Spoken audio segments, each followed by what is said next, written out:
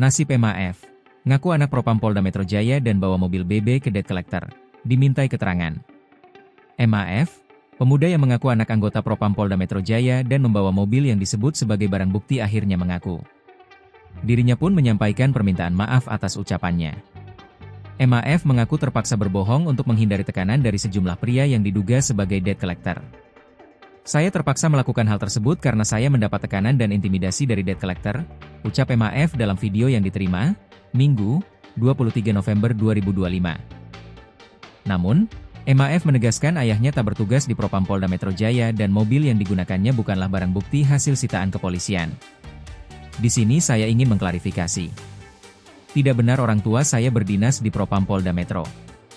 Terkait kendaraan tersebut, tidak benar juga kendaraan tersebut barang bukti milik Polri, ujarnya. Pemuda itu juga meminta maaf karena aksinya sempat menimbulkan persepsi negatif terhadap institusi Polri. Polda Metro Jaya memastikan, mobil yang dipinjam seorang pria mengaku-ngaku sebagai anak anggota Propam Polda Metro Jaya hingga kasusnya viral di media sosial bukan merupakan barang bukti.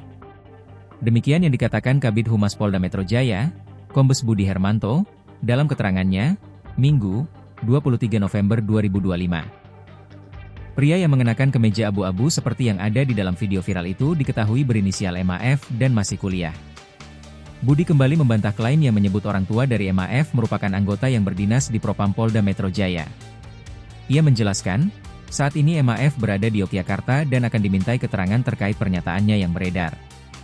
Pihak kepolisian ingin memastikan maksud dari pernyataan yang disampaikan MAF sebelumnya. Kasih Humas Polres Metro Depok AKP Made Budi menyebut, pria itu sengaja berbohong untuk menghindari debt collector. Ayah dari pria tersebut ternyata anggota di bagian SPKT Polsek Tajur Halang berpangkat Aibtu berinisial F.